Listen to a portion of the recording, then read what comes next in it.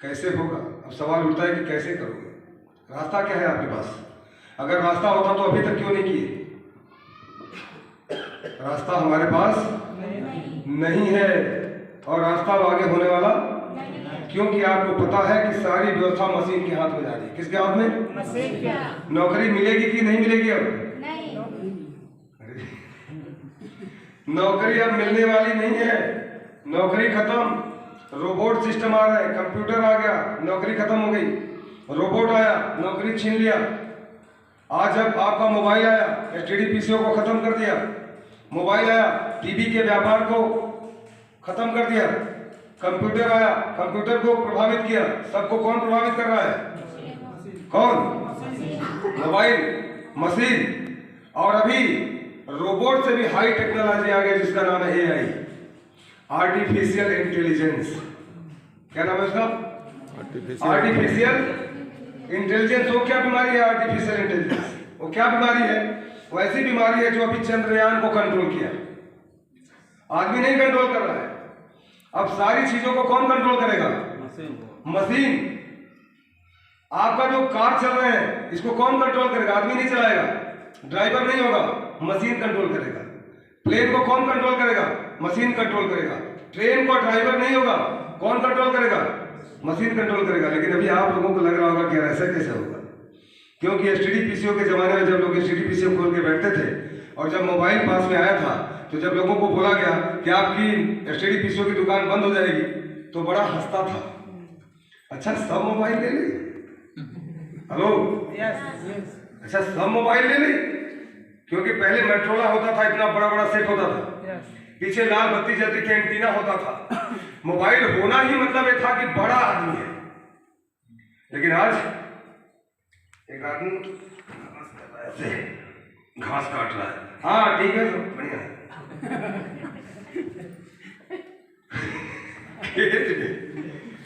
क्या बोला? अरे सैकलिया बेटे परसिन ला दे। क्या? हेलो, किस किस के हाथ में? और एक एक हाथ में दो दो तीन तीन चार। कुछ लोग तो मोबाइल का दुकान खोल के बैठे हुए जेब में। एक मोबाइल से काम नहीं चल रहा है। समझ रहे मेरी बात? परिवर्तन प्रकृति का नियम है, चेंज होगा। जिस तरह से एसटीडी पीसीओ खत्म हो गया, उसी तरह से दुकान की व्यवस्था धीरे धीरे खत्म हो जाएगी। अब लोगों को लगता है अच्छा दुकान खत्म हो जाएगा, लोग सामान कहां से कितने लोगों को लगता है कि दुकान खत्म हो जाएगा? हाथ खड़ा करिए। डर के मारे कर रहे हैं। अब एक कर रहा तो दूसरा भी कर रहा है, दूसरा कर रहा तो तीसरा भी कर रहा है। नहीं भाई, एक्चुअली देखो, मैं आपसे दबाव नहीं बना रहा हूँ, आपसे फ्रैंकली बात कर रहा हूँ। कितने लोगों को लगता है कि दुकानें बंद हो जाएंगी? अच्छा एक बार हाथ डाउन करिए। कितने लोगों को नहीं लगता कि बंद हो जाएगी? नहीं लगता? एक बार जोरदार ताली बजा दीजिए। एक आदमी को लगता है कि दुकान बंद नहीं हो पाएगी, नहीं होगा। देखो, समझने की बात है, पहले मोबाइल चंद लोगों के हाथ में आया, धीरे धीरे आपके हाथ में आया, है ना? अच्छा, अब मैं आपसे पूछूं कि मुझे एसटीडी पीसीओ में चल के बात करना है और आपको मैं सेलेक्ट करूंगी, सर मेरी एसटीडी पीसीओ में चल के बात कराइए। अच्छा, बात करवा पाएंगे? हेलो, हम एसटीडी पीसीओ में बात करना चाहते हैं, पुराने वाले धंधे में जाना चाहते हैं, एसटीडी पीसीओ का दुकान खोलना चाहते हैं, तो एसटीडी पीसीओ का दुकान खोलने की राय मुझे देंगे आप? नहीं देंगे। पुरानी चीजें खत्म हो जाएंगी। पैंट शर्ट का जमाना आज है। आज अगर अपने बच्चे को धोती कुर्ता पहना दो तो कितने लोग पहनाना चाहेंगे? हेलो, कोई अपने बच्चे को धोती कुर्ता नहीं पहनाना चाहेगा। लेकिन पहले के जमाने में, थोड़ा जाओ बैक में, पहले के जमाने में आपने देखा होगा कि जब सभी धोती कुर्ता पहनते थे, आप लोगों के ससुर वसुर भी पहने हो धोती कुर्ता ना? पिताजी पहने होंगे आप लोगों के धोती कुर्ता, हम लोगों के भी पिताजी धोती कुर्ता पहनते थे। लेकिन जब उस समय अगर कोई पैंट शर्ट में आता था तो लोग बहुत ठहाका मार के हंसते थे, अंग्रेज आ गया। देखा उनका लड़का है, देखा आजकल अंग्रेज बना था, रिफ्यूजी है। हेलो, लेकिन आज इतने सारे पैंट शर्ट के लोगों के बीच में अगर एक लड़का धोती कुर्ता पहन के आ जाए हेलो क्या होगा? क्या हो गया? बदल गया, समय बदल गया। कितने लोगों के घर में डिबरी है? डिबरी डिबरी मिट्टी का तेल डालने वाला। अरे क्या बात करते हो? डिबरी मिट्टी का तेल कितने लोगों के घर में है? किसी के पास नहीं है। किसी के घर में डिबरी नहीं है, मिट्टी का तेल नहीं है। अच्छा, लाइट बल्ब आया था तो सभी लोगों के घर में तत्काल पहुंच गया था। पहुंचने के बाद सब लोग बोलते बहुत बढ़िया आ गया। क्या बोले थे उस समय? बेकार का चीज है, मरने का यंत्र है, खराब चीज है। अरे बिजली उजली सब बेकार है, मत लगने दो। लोगों ने विरोध किया था, लेकिन आज डिबरी में रहना पड़े तो रह पाओगे? हेलो, सिंपल सी बात है। परिवर्तन प्रकृति का नियम है, हमें आपको बदलना पड़ेगा। जैसा समय चल रहा है उसके अनुसार बदल जाओ, जितने जल्दी बदल सकते हो। अभी आपके घर में ऑनलाइन डायरेक्ट सेलिंग इंडस्ट्री क्यों करने की जरूरत है, इसके ऊपर मैं बात करूंगा आपसे। अभी आपके घर में कितने लोग ऑनलाइन सामान मंगाते हैं? ऑनलाइन किसी ने कभी भी अगर मंगाया हो तो एक बार जोरदार ताली बजा दीजिए। ऑनलाइन सामान आप लोग मंगा रहे हैं, इसका मतलब आपने इतने लोगों ने ऑनलाइन सामान मंगाया अपने घर में, तो ये सेल कहाँ का डाउन किया आपने? मार्केट का। जो दुकानदार बैठा है उसी का सेल तो आपने डाउन किया। अब इन्होंने मंगाया, इन्होंने 10 आदमी को बताया, सब के सब मिलकर के एक दिन क्या होगा, ऑनलाइन सामान उनके घर में जाने लग जाएगा। तो बाजार रुकेगा कि नहीं रुकेगा? बाजार रुक जाएगा, बाजार खत्म हो जाएगा, बाजार में कोई नहीं जाएगा, आपके घर में ही सामान आएगा। पहले क्या होता था, लोग दुकान खोलते थे और दुकान खोलने के बाद बैठ जाते थे, ग्राहक दुकान में पहुंच जाते थे। लेकिन अब क्या है, अब ग्राहक के पास सामान पहुंच जा रहा है, दुकान ही पहुंच जा रहा है। अब ग्राहक को बाजार में आने की जरूरत नहीं है। तो बदलना चाहिए नहीं बदलना चाहिए? देखो समझना है, मैं बात पीछे वाला बात कहाँ कर रहा था, याद है किसी को? कहाँ? परिवर्तन नहीं, पीछे की बात मैं कर रहा था। पीछे जहाँ पे मैंने स्टेप को शुरुआत की थी, किसी को याद है? STD सर नहीं, माँ बाप के सम्मान की बात है। तो चाहते हैं अगर अपने घर को बदलना, अपने परिवेश को बदलना चाहते हैं तो आपको कुछ काम करना पड़ेगा, परिवर्तन को एक्सेप्ट करना पड़ेगा। तो कितने लोग तैयार हैं परिवर्तन को एक्सेप्ट करने के लिए? पक्का? यहाँ तो यस बोलते हैं, लेकिन बाहर जाके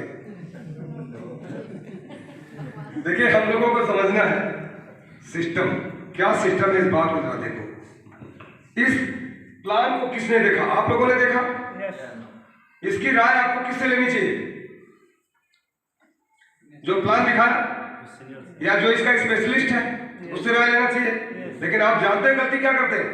आप जा करके ऐसे आदमी से चर्चा करते हैं जिसको इसके बारे में पता नहीं होता। अच्छा, जिसको इसके बारे में पता नहीं होता वो आपको क्या बताएगा? और सबसे बड़ी तकलीफ की बात तब होती है कि आपको पता है कि इंजीनियर बनने के लिए इंजीनियर से पढ़ना पड़ेगा, डॉक्टर बनने के लिए डॉक्टर से पढ़ना पड़ेगा, वकील बनने के लिए वकालत करना पड़ेगा, RCM का डायरेक्ट सेलर बनने के लिए RCM के लोगों से पढ़ना पड़ेगा। लेकिन आपको पढ़ाता वो है जो RCM का पढ़ाई किया ही नहीं। सबसे बड़ा तकलीफ की बात यही। और सबसे बड़ी बात, प्लान आपने देखा, लेकिन आपको पढ़ा कौन रहा है? जो प्लान नहीं देखा है। पढ़ा कौन रहा है आपको? जो RCM का प्लान नहीं देखा वो आपको पढ़ा देता है और आप पढ़ लेते हैं। ये सबसे बड़ी बात। आप जब RCM का प्लान यहाँ से देख के जाते हैं और सामने वाला कोई मिलता है, जब बोले आपको कि मैं सब जानता हूं, मैं पहले किया था, तो आप सीना ठोक के एक बार उसको बोलिए कि मुझे प्लान दिखा दो। बोल सकते हैं? मुझे RCM का प्लान दिखा दो। अगर आपने किया था और सब जानते थे, एक बार प्लान दिखाइए मुझे RCM का। पैसा कैसे आता है वो दिखाइए मुझे। आप ठोक के बात नहीं कर पाते हैं, जिसकी वजह से वो आपको डिरेल कर देता है, आपको रोक देता है, और आप क्या होते हैं? रुक जाते हैं। आज से जब भी इस तरह का सवाल आए तो आप उनको बोलिए कि मुझे प्लान दिखाओ, RCM का प्लान। भैया प्लान थोड़ा दिखाइए ना, कैसे प्लान दिखाते हैं आप, क्या जानते हैं इसके बारे में, थोड़ा प्लान दिखा दीजिए। अच्छा, वो क्या बोलेगा? मुझे प्लान तो नहीं आता। अच्छा, पैसा कैसे आता है? अगर बोलेगा मैं भूल गया, तो आप उसको बोलो कि 2 का पहाड़ा पढ़ के सुनाओ। बोलेगा 2 के 2, 2 3 4, 2 3 4, 2 के 8, 2 से 12, 2 दाम बीस है ना? बोलेगा ना? और बोलेगा खड़ कर। बोला कब पहाड़ा सीखे थे आप? तो बोला इसको भी भूला क्यों नहीं आपने? ये भी भूल जाना चाहिए था। इसको नहीं भूला आपने, इसका मतलब आपको प्लान दिखाना नहीं आता। पैसा कैसे आता है? वो बोलेगा पैसा कैसे आता है ये तो पता नहीं। बोला फिर आपको आता क्या है, आओ मैं बताता हूँ और दिखाओ प्लान। यस ठीक है, दिखा के ज्वाइन करेंगे। चलिए, मेरा नाम संजय सिंह है, मैं आपके वाराणसी से बिलोंग करता हूँ। बेसिकली मैं एग्रीकल्चर परिवार से हूँ, खेती परिवार से हूँ, खेती करने वाला आदमी हूँ। आज भी फावड़ा वाड़ा चलाता हूँ। हेलो, हाँ, आज भी एक्सरसाइज करते हैं, 8 किलोमीटर रनिंग करते हैं, चिनअप करते हैं, सब कुछ करते हैं। फिजिकल स्टैंडर्ड बहुत हाई रखता हूँ अपना, बहुत हाई। 18.5 साल की एज में इंडियन आर्मी को ज्वाइन किया। क्यों ज्वाइन किया? क्योंकि मैं अपने मदर से बहुत प्यार करता था, मदर को बहुत प्यार करता था। मैं ज्ञानपुर में जब बीएससी पार्ट 1 का स्टूडेंट था, बीएससी पार्ट 1 का स्टूडेंट था मैं, तो वहां पे मैं आर्यभट्ट हॉस्टल में रुका करता था और मदर का इतना याद आता था कि मैं सैटरडे होने का इंतजार करता था। और जैसी सैटरडे की छुट्टी होती थी, क्लास छूटता था, मैं फटाफट भाग के अपनी माँ के पास आ जाता था। इतना प्यार माँ से था। और बहुत क्राइसिस में, खेती बाड़ी अच्छी खासी थी, बट हमारे घर के लोग बहुत कंजूस हुआ करते थे। क्या होते थे? कंजूस। आप लोगों के घर के लोग तो अच्छे होंगे, हमारे घर की बात है। हाँ, हमारे माँ बाप के पास पैसा नहीं था, बहुत कंजूस थे और बहुत मुश्किल का सामना करना पड़ता था। आपको बताते हुए बड़ा खुशी होगा मुझे कि मैं कभी कभी बीएससी पार्ट 1 के पढ़ाई के दौरान मैं एक गुलाब जामुन खा के रात गुजारता था। हेलो, एक गुलाब जामुन लेता था पूर्वा में, वहाँ यादव का दुकान है, मुझे याद है आज भी, उसी ने याद आ रहा मुझे। एक रूम में रहता था, यादव का दुकान होता था, उसको बोलते थे सीरा थोड़ा भर दो इसमें। क्या बोलता था? सीरा भर दो। और उसको पूरा मैं क्या करता था, स्पून से जो लकड़ी वाला होता था उससे उसको दबा दबा के पूरा घोल देता था और उसी को धीरे धीरे खाता था कि कुछ देर के बाद भूख खत्म हो जाए। हेलो, इतना पैसा नहीं होता था कि बियर कर सकते।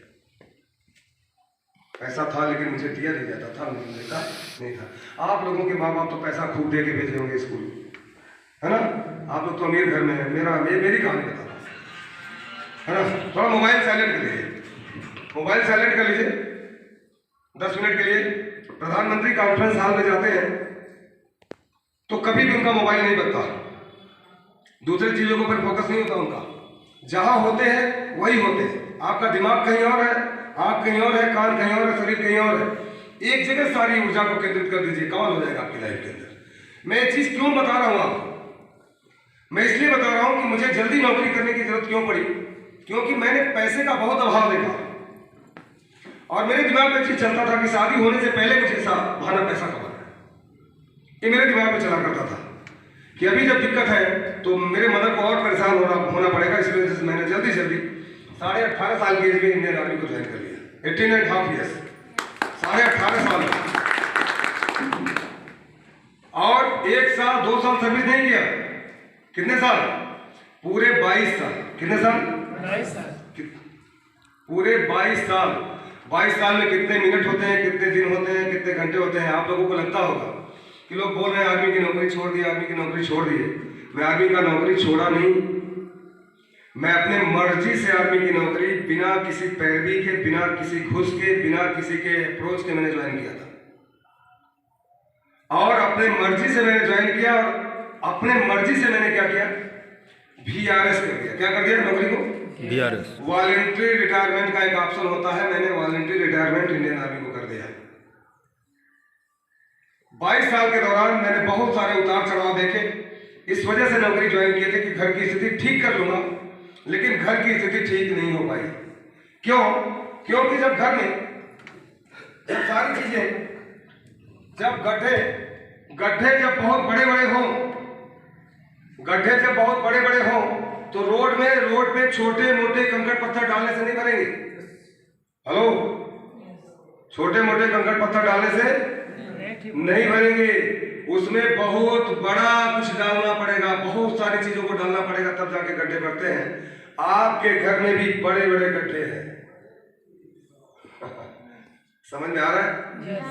जो भर नहीं रहे हैं और छोटे मोटे काम काज से भरेंगे भी नहीं। तो भरना चाहते हैं? सभी लोग नहीं चाहते। भरना चाहते हैं? गड्ढा कैसे भरा जाए, उसी की मैं बात करने आपसे आया हूं। और इस बात को आज समझ के जाना, लाइफ में कैसे टर्निंग पॉइंट होता है। मैंने नौकरी को क्यों छोड़ा? आज भी मुझे कुछ लोग बोलते बड़ा गलती की है नौकरी छोड़, क्योंकि नौकरी आज खुदा है। नौकरी क्या है? आज क्या है? खुदा है। कितने लोग नौकरी नहीं बना पा रहे? नौकरी आज खुदा है, भगवान है। लेकिन क्या सबको मिल जाएगा? नहीं। सबको मिल जाएगा नौकरी? नहीं। मिल जाएगा तो ले लोगे? नहीं। फिर यहाँ बोले यहाँ पे क्यों आएंगे, फिर तो हम नौकरी नहीं जाएंगे। लेकिन नौकरी मैंने क्यों छोड़ा, इसके पीछे बहुत बड़ा रहस्य है। और रहस्य क्या है? मुझे एक चीज समझ में आ गया कि जो हमारे घर में बहुत सारे पैसे का अभाव है, जो छोटे मोटे चीजों से नहीं भर सकता, उसको अगर भरना है तो हम मुझे बड़ा पैसा कमाना पड़ेगा। और बड़ा पैसा नौकरी से, जॉब से नहीं कमाया जा सकता, क्योंकि जॉब की एक विशेषता है कि जॉब आपको भूखे मरने नहीं देगा और अमीर आपको बनने नहीं देगा। ये जॉब की विशेषता है। Just obey the boss. आपको दिखावा बहुत होगा नौकरी में, लेकिन पैसा नहीं है। तो आप लोगों से मेरा पहला सवाल है कि जॉब वाले ज्यादा पैसा कमाते हैं कि बिजनेसमैन लोग ज्यादा पैसा कमाते हैं? जी लोग कितने लोग बोलते हैं बिजनेसमैन?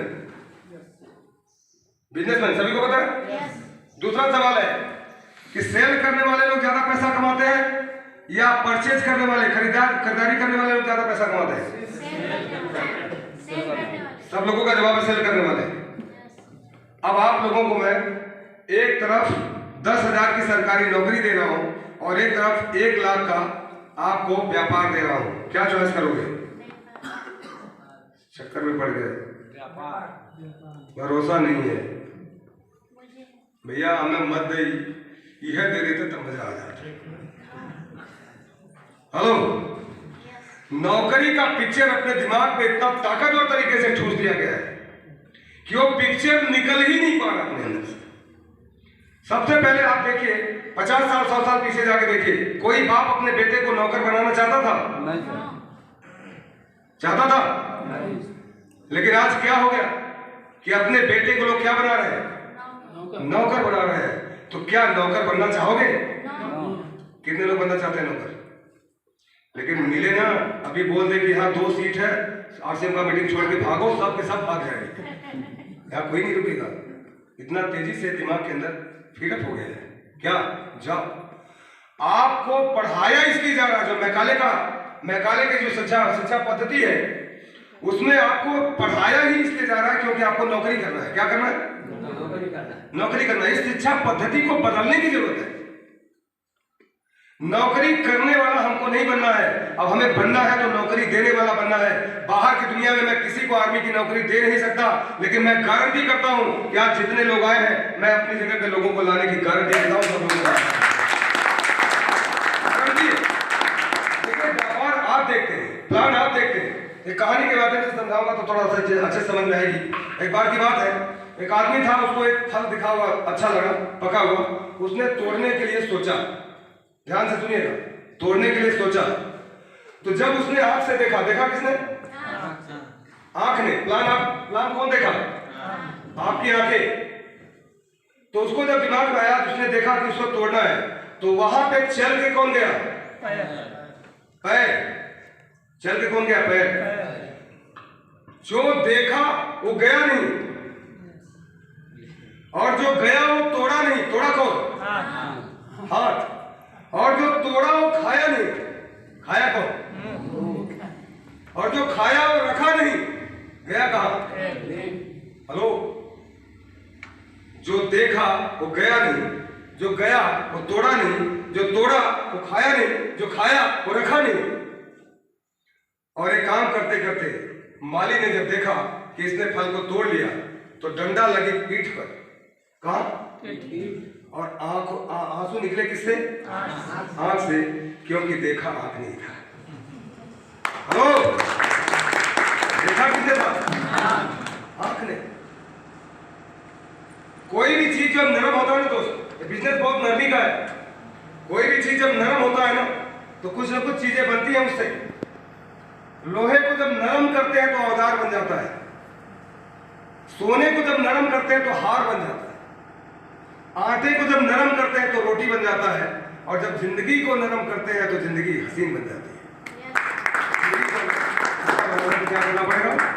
नरम करना पड़ेगा आपको ये चीज। लेकिन अब हम लोगों को एक पता तो लग गया कि हमें बिजनेस में बहुत पैसा है, सबको पता लग गया कि बिजनेस में बहुत पैसा है, बिजनेसमैन लोग बहुत पैसा कमाते हैं। अब सवाल उठता है कि गड़बड़ कहाँ हो रहा है?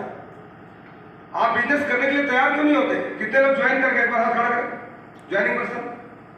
और कितने लोग नए साथी हैं, एक बार हाथ खड़ा करें जो पहली बार आए इस तरह की मीटिंग से, पहली बार। एक बार हाथ खड़ा करें, एक बार जोरदार तालियां हमारी मेहमान। दमदारी से बजाइए भाई, ताली बजाते हैं बेमन का मत बजाइए, थोड़ा दमदारी के साथ बजाना है। तो काम करते हैं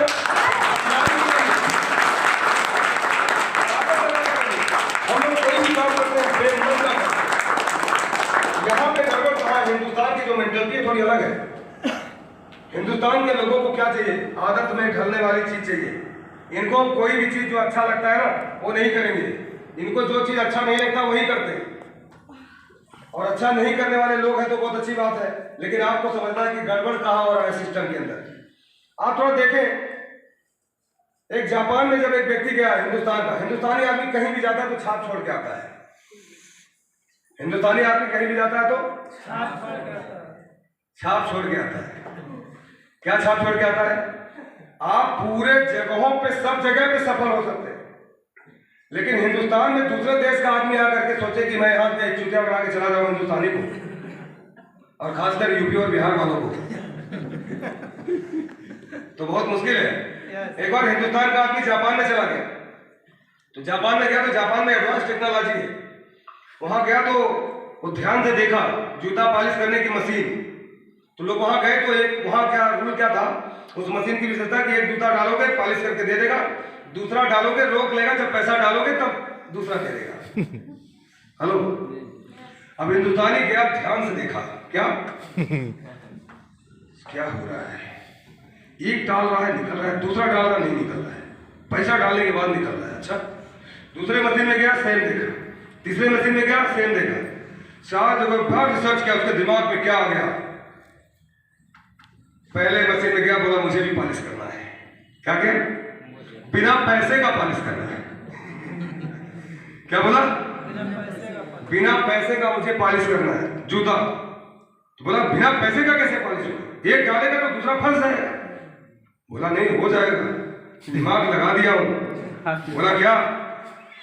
बोला एक मशीन में जाऊंगा, एक डालूंगा बात, फिर अब उस मशीन में नहीं डालूंगा दूसरा, फिर कहा जाऊंगा दूसरे मशीन में जाऊंगा, डालूंगा, दोनों बाहर बह के निकल गया। अब जैसे ही जापानी आया, पहला जूता डाला, फंस गया, क्योंकि नंबर तो दूसरा था। उसने बोला कोई हिंदुस्तानी आ गया है, कोई हिंदुस्तानी कोई बाहर। हिंदुस्तान का दिमाग को आप लोग ना अपने दिमाग को अगर ऑक्सीजन में लगा दे तो आप सारे जगहों के लोगों को पीछे छोड़ देंगे।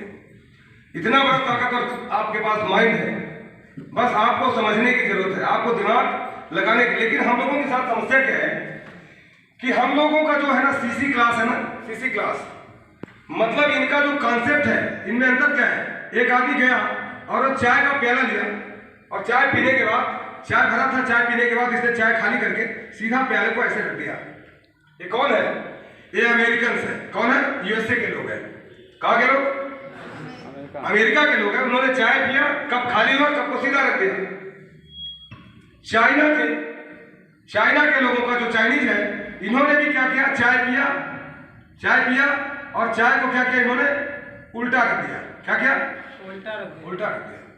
अब हिंदुस्तान का आदमी देखा, साला एक ने सीधा रखा, इसने उल्टा रखा, तो मुझे कुछ अलग करना है। क्या करना है?